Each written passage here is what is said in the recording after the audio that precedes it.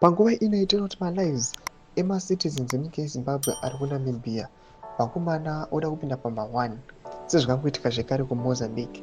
Panapa tinoona kuti vakomana vari trusted munyika yezimbabwe vanozikamwa vanonzvikuzwa nechildren of Zimbabwe Veterans Association vauya vachipa standing alert and warning kune macitizens ari kuma designated places avaya vachitaura vachiti panguva inoi vakomana aiwa kana vachitotiza ngavatize zvavo. Zara mene mashoko anodanyirwa panapa ubva subscribe like watombe bell icon. Chipita pahende yekozo anodanyira chiti state security alert.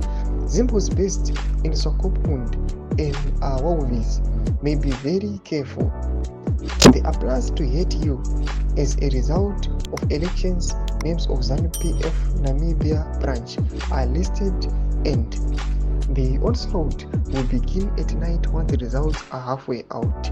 Kazulunga border trucks drivers watch out. Ndo mashoko anoitaura panapa achiti truck drivers vachinoona vari kuresaida maplaces ataura kuti aiwa panguva maelections akuda kunoanaunziwa vakomana motogara muri alert nokuda kwokuti this situation inogona kutotanga mukapinda pamba1 chiona kuti zimbabwe the ruling party yenyika yezimbabwe people are not happy with it nokuda kwokuti kune mamwe maindividuals anospotiwa ariko aiwa idhova takataura mazuva akapfuura tichiona kuti vakomana pane footage inoonekwa vana chigumba nemamwe madelegations ariko vanhu vakaita maquestions vakati where are these guys vari kutsvakei paelectoral commission aiwa yemunyika yenamibia pavakanyatsotoona kuti aiwa maelections avanika tovaflauti. Tudze mafungiro enyu munoti kudii pamusoro pe state security alert yatinoona kuti macitizens enyika yezimbabwe they are being warned kuti vangwarire aiwa kupinzwa pamba1. Tudze mafungiro enyu munoti kudii pamusoro pechiitiko ichi. Pinda comment section yedu, subscribe like, turn on the bell icon.